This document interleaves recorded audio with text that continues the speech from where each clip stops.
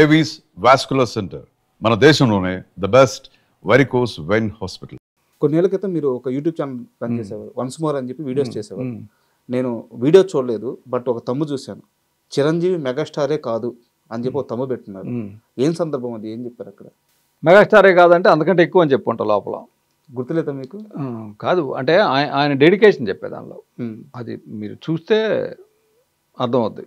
అంటే ఆయన డెడికేషన్, నేను చిరంజీవి గారి గురించి అంటే ఆయన షూట్ చేస్తున్నప్పుడు కెమెరాకి తను ఎంత మేరకు ఇవ్వగలడు అంతే ఉండేది.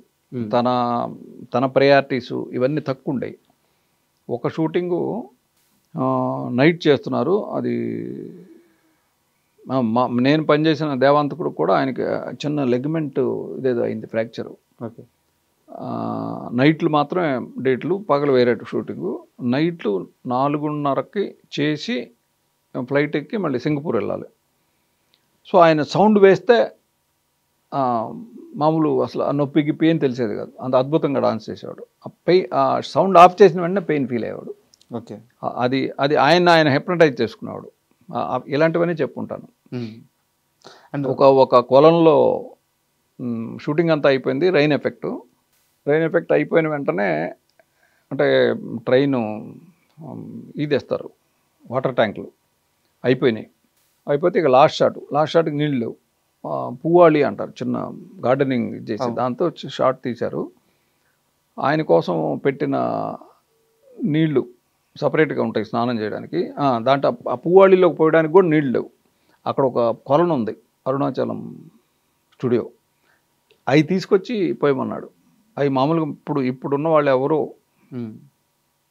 అంత సాహసం చేయరు, చాలా చండాలంగా పచ్చగా ఉంటాయి. అవి తెచ్చి దాని మీద పోసి తర్వాత స్నానం చేసి వెళ్ళిపోయాడు మార్నింగ్ ఫ్లైట్కి. జస్ట్ ఆ రోజు షూట్ కంప్లీట్ చేయాలని అంతే.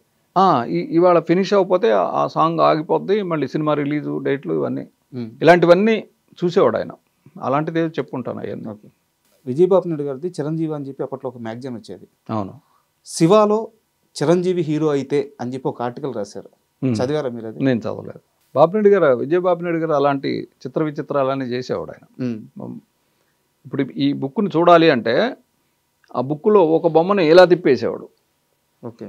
అంటే ఈ బుక్ని ఇలా తిప్పి చూసి ఇక్కడే ఉంది చూసి మళ్ళీ దేని పేజ్ తిప్పితే ఇది మళ్ళీ మామూలుగా ఉండేది. అంటే కీన్ అబ్జర్వేషన్ ఈ బుక్ మీద ఉండాలి అనే దానికి విచిత్రమైన ప్రయోగాలు చేసేవారు ఆయన. మీరు ఎప్పుడైనా కనీసం థాట్ చేశారా, నాగార్జున కాకుండా ఇంకే హీరో అయినా శివకి న్యాయం చేయగలరు అని చెప్పి? ఆలోచన రాలేదు. ఇప్పుడు నువ్వు అడిగా కూడా రావట్లా. అండ్ శివ సినిమా వచ్చిన తర్వాత బాగా జలస్గా ఫీల్ అయిన హీరోలు ఎవరైనా ఉన్నారు ఇండస్ట్రీలో, నాకు ఎందుకు పడలేదు ఈ సినిమా అని? అంటే నేనే పూర్తిగా చెప్పలేకపోతున్నా నా గురించి. ఇది నేనేం ఫీల్ అయ్యాను, ఇంకో హీరో ఏం ఫీల్ అయ్యాడో నేను ఎలా చెప్పగలను? వెంకటేష్ గారు అందరూ ఫీల్ అయ్యి ఉంటారు. అంటే ఇప్పుడు ఈ సినిమా నాకు ఇస్తే నేను చేసేవాడిని కదా అని అనుకుంటారు. అంటే కంటెంపరీగా అప్పుడున్న సమకాలీన సమవయస్కుల్లో ఉన్నవాడు ఆయన వెంకటేష్ అయి ఉంటారు. బట్ ఆయన కూడా మధ్యలో ఏదో జోక్గా అన్నాడు కానీ, అంటే నేను బయట వినడం ఎక్కడో. అంతేగాని ఇప్పుడు ఏ హిట్ సినిమా వచ్చినా కానీ ఇంకో 3-4 హీరోలు కాంపౌండ్లో ఇది మనం చేస్తే బాగుండేది కదా అని అనుకుంటారు. ఏం దానికి సహజం. మనీ మూవీ అంటే రిలీజ్కి ముందే చాలా రోజులు ఆడేసిందంట మూవీ. 130 రోజులు ఆడింది. ఆ పీరియడ్లో మీ మానసిక స్థితి ఎలా ఉంది? ఏం లేదు, పెద్ద ప్యానిక్ అయ్యేవాడిని కాదు నేను. ఇది రిలీజ్ అయ్యే పరిస్థితి లేదు అనుకునేవాడిని. ఉప్పలపాటి నారాయణరావు రక్షణ అనే సినిమా ప్రొజెక్షన్ జరుగుతుంటే నాగార్జున గారు కొంతమందిని పిలిచాడు, అబ్బాయి గారని వాళ్ళు చిన్న ఆయన పిలిచారు, ఉప్పలపాటి నారాయణరావు పిలుచుకున్నాడు. 3 థియేటర్లు జనం ఉన్నారు. ఆయన బాగా టెన్షన్ పడుతున్నాడు. ఏంటన్నయ్య టెన్షన్ పడుతున్నావు అంటే, ఏమన్నయ్య ఎవరు పెడితే నాగార్జున గారు పిలిచారు, అబ్బాయి గారు పిలిచారు, నేను పిలిచాను, ఇప్పుడు ఎవరికి చూపించాలి సినిమా?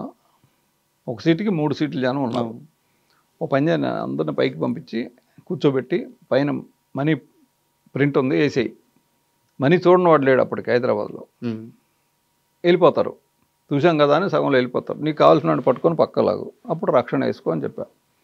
వద్దన్నయ్య నీ సినిమా మీద నువ్వు అలా జోకులు వేసుకోవద్దు అన్నాడు. అంటే తప్పే ఉందన్నయ్య దాంట్లో, అది నీకు సలహా చెప్పాను అన్న. అంటే అంత క్యాజువల్గా తీసుకునేవాడు నేను అంటున్నా. మీ కెరీర్ విషయానికి వస్తే సార్, అంటే మీరు ఇప్పుడు డైరెక్టర్ కాకముందు ఎర్లీ స్టేజ్లో 2 సినిమాల్లో యాక్ట్ చేశారు జూనియర్ ఆర్టిస్ట్ లాగా. అది ఆకలి రాజ్యం, సినిమా పేరు ఆకలి రాజ్యం కాదు, మీ ఆకలి కాపీ పేట్ కా సవాల్. అది సన్నాయప్పన్న అని ఒక సినిమా, బట్ కెమెరాకి దొరకకుండా దూరంగా ఉండేవాడిని అక్కడ, బురిపాలెం బుల్లాడు డైరెక్టర్ పేరు మస్తానరావు గారు. ఆయన తర్వాత నేను డైరెక్టర్ అయ్యాక నాకు బాగా బాగా క్లోజు. సార్ మన ఇద్దరు ఫస్ట్ పిక్చరు, మన ఇద్దరికి మొదటి సినిమా ఒకటేనండి మీకు తెలుసా అన్న. అదేంటి అన్నాడు, మీ సినిమా బురిపాలెం బుల్లాడు ఫస్ట్ సినిమా కదా మీకు అన్న. అవునా, నాకు కూడా అదే మొదటి సినిమా. అదేంటి అన్నాడు, దానిలో జూనియర్లో ఉంచున్నానండి అన్న. భలేవాడు నువ్వు ప్రధాన్ని అని. ఆయన మా గుంటూరే, ఆయనది కూడా. ఎంత ఇచ్చేస్తారు అప్పట్లో? 3 రోజులకు 100 రూపాయలు ఇచ్చేవాళ్ళు. ఓకే. అండ్ మీ కెరీర్ స్టార్టింగ్ విజయ నిర్మల్ గారి దగ్గర చాలా ఎక్కువ సినిమాలు చేశారు. సో విజయ నిర్మల్ గారి దగ్గర తక్కువ, 2 భోగిమంటలు, అంతం కాదు ఆరంభం, 2. సో వారి వర్కింగ్ స్టైల్ ఎలా ఉండేది? ఆవిడ పని రాక్షసి, ఆవిడే నిర్మాత బాగుండాలి అంటే. అఫ్కోర్స్ నేను పనిచేసిన ఎక్కువ మంది డైరెక్టర్లు, మత్సూన్ గారు కానీ, సిఎస్ రావు గారు కానీ, విజయ నిర్మల్ గారు కానీ, ప్రొడ్యూసర్ క్షేమం ఎక్కువ చూసేవాళ్ళు. ఆ టైంలో కృష్ణ గారితో మీకు బాగా గుర్తుండిపోయే ఇన్సిడెంట్ ఏదైనా చెప్తారా? అలాగే కృష్ణ గారిని కూడా మీరు బాగా ఇమిటేట్ చేస్తారంట. కృష్ణ గారిని నేను పెద్దగా కృష్ణ గారిని ఎవరైనా ఇమిటేట్ చేయగలరు. ఇప్పుడు మీ కెమెరా పట్టుకుని ఆయన కూడా చేయగలరు. ఆయన మాట్లాడే విధానం అలా ఉంటుంది. ఆయనకి ఒక్క షూటింగ్లో అంటే ఎప్పుడు మా మేడం ఏం చెప్తే అది వినేవాడు. ఒకే ఒక పర్టికులర్ దాంట్లో గడ్డం పెట్టేసి ఆయనకి కన్వర్లాల్, అంతం కాదు ఆరంభం, డబుల్ యాక్షన్. ఓకే. ఒకదానికి గడ్డం ఉంటుంది, ఒకదానికి గడ్డం లేదు. సో ఈ గడ్డం అంటించినప్పుడు ఏంటంటే గమ్ పెట్టి, ఇప్పుడున్నంత టెక్నాలజీ అప్పుడు లేదు, ఈవెన్ రామారావు గారికి కూడా. గడ్డం పెట్టేటప్పుడు గమ్ అంటించి దాని మీద ఎలా గట్టిగా వస్తారు. అది స్పిరిట్ ఉంటుంది దానిలో, అది చర్మాన్ని బాగా అంటే వేడి, ఒక రకమైన ఇరిటేషన్ ఉంటుంది. సో ఆ గెటప్ వేస్తే మాత్రం వెంటనే షూట్ చేయాలి, లేకపోతే ఎప్పుడు మా విజయలమ్మ గారు చెప్పింది ఆయన వినేవాడు. గడ్డం పెట్టినప్పుడు మాత్రం ఆయన ఏం చెప్తే అది ఈవిడ విని సాధ్యమైనంత తొందరగా దాన్ని ఫినిష్ చేసేవాడు. ఓకే. అదొకటే ఆయనకి కోపం. అండ్ మీరు అసిస్టెంట్గా కానీ లేకపోతే కోఆర్డినేటర్ కానీ నాకు ఐడియా లేదు సార్, లెనిన్ బాబు గారి దగ్గర వర్క్ చేశారు.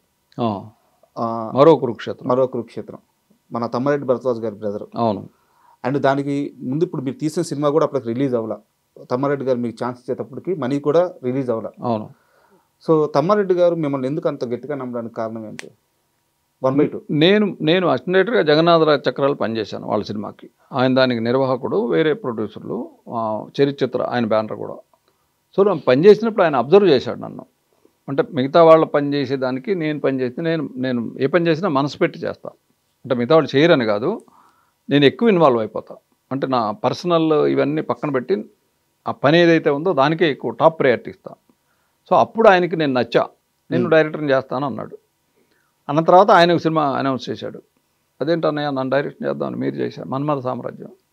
లేదు నేను డైరెక్టర్ని చేసి నేను మెడ్రాస్ నుంచి వెళ్ళిపోతాను అనేవాడు.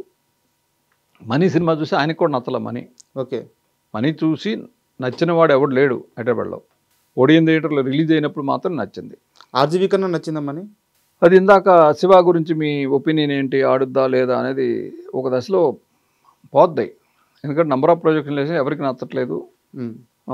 జీవిత రాజశేఖర్ గారు వాళ్ళ సినిమా చూసి బ్రహ్మానందం వేషాన్ని రామిరెడ్డితో వేస్తే భలే ఉండేది అన్నారు. అంటే మేము కామెడీ అనుకుని తీసాం, వాళ్ళు చాలా సీరియస్గా ఆ సినిమాని చూశారు. అంటే మరి ఆడియన్స్ అంతే సీరియస్గా చూస్తుంటే రెండో రోజు వచ్చేసేది మనీ వెనక్కి. బ్రహ్మానందం ట్రాక్ కూడా లాస్ట్లో యాడ్ చేశారట. లెంగ్త్ తక్కువ యాడ్ చేసాం. అంతకుముందు ఆ థాట్ లేదా? లేదు. 11,500 ఉండాలి ఫీచర్ ఫిలింకి. నేను తీసింది 10,900 వచ్చింది, 11,000 లోపే. సో ఆ బ్రహ్మానందం ట్రాక్ యాడ్ చేసి క్లైమాక్స్లో కూడా అతను ఇన్వాల్వ్ చేసి చేసాం.